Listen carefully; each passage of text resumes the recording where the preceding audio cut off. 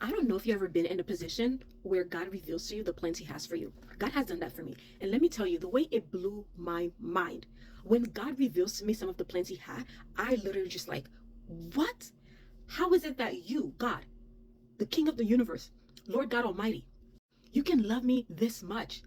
And that was also David's response. When God reveals to you the plans He has for you, the proper response is always prayer. It's always worship, because God literally would overwhelm you. When He reveals it to you, you will feel a sense of being overwhelmed and being in awe.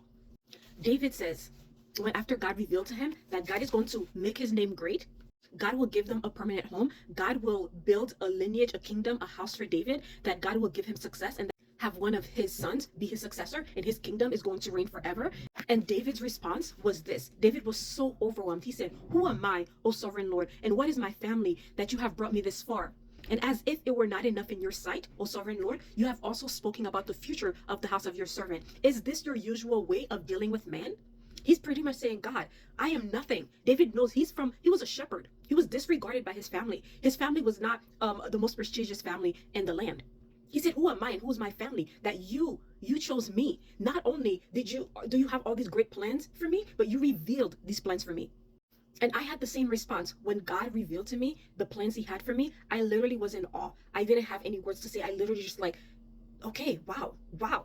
Like, you're choosing me. You like me enough. You love me enough to have these great plans, and then to even show me and to let me know what the plans were. Like, it's crazy. It really blows my mind. So I ask you that if you don't know yet what God has for you, if you don't know yet what your purpose is, obviously all of our purpose in life is to seek God. It is to worship God. It is to honor God. That is the purpose. That is why God created us. It is for Himself. However, we each have an assignment. And when God reveals to you that assignment, if He hasn't done so, I am asking you to please go ask God, what is the assignment that He has for you?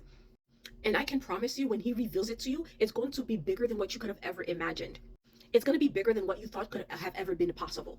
So ask God, what is it that He has for you? What is the assignment that He has placed on your life besides worshiping Him and loving Him? How is He, because we all have the assignment of the Great Commission of going into the world and preaching and teaching His word. But each of us has our own assignment in terms of how we're going to go about preaching and teaching His word, how we're going to go about making disciples. So it could be using your skills, it could be using your talents, but you got to ask God exactly what is the future. He can give you a snippet. He can give you a vision of what your future looks like. That way, like, and I'm telling you, when He does that, it's going to blow your mind. It's going to blow your mind to a point where the only response, the only thing that is going to be left for you to do is just bow down. It's just worship God. It's just be in awe, just be speechless in His presence, and thanking Him that you might not even have the words. Sometimes you're like, I don't even have the words to say. There are not enough words in any of English, French, Creole vocabulary.